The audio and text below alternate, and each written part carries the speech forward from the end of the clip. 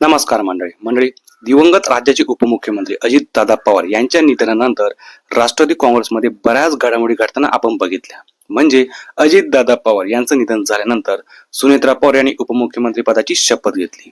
त्यानंतर दोन्ही राष्ट्रवादींचं विलिनीकरण होणार यावरती बऱ्याच दिवस चर्चा होताना बघितल्या.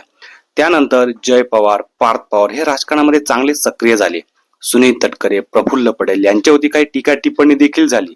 मात्र ज्या काही चर्चांना उधाण आल्या होत्या त्या चर्चा म्हणजे की दोन्ही राष्ट्रवादी एकत्र होणार, त्या चर्चा बऱ्याच दिवसांपासून आता थांबलेल्या आहेत. आणि आता अशा गोष्टी कानावरती आणि अशा चर्चा आता झालेल्या आहेत की दोन्ही राष्ट्रवादी आपापला विस्तार करण्यासाठी आता प्रयत्न करत आहेत.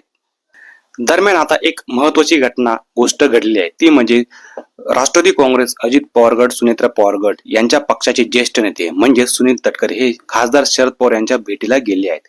नेमकी या भेटीमागचं कारण अद्याप स्पष्ट झालेलं नाही. सुनील तटकरे हे राष्ट्रवादी काँग्रेस सुनेत्रा पवार गटाचे ज्येष्ठ नेते तसेच प्रदेशाध्यक्ष देखील आहेत. त्यामुळे सुनील तटकरे यांच्या भेटीमागचं कारण काय यावरती आता चर्चा येत आहेत. मात्र असं बोललं जात आहे की शरद पवार यांची प्रकृती गेल्या काही दिवसांपासून अस्वस्थ आहेत. त्यांना सतत रुग्णालयात जावे लागत आहे, दाखल करावे लागत आहेत. त्यामुळे असं बोललं जात आहे की सुनील तटकरे हे शरद पवार यांच्या प्रकृतीची विचारपूस करण्यासाठी गेले होते. मात्र या दोघांमध्ये चर्चा काय झाली ही अद्याप गोष्ट गुलदस्त्यात आहे. त्यामुळे आता या चर्चांना उधाण आले की नेमकी या भेटीमागचं कारण काय, या भेटीमागे नेमकी चर्चा काय झाली.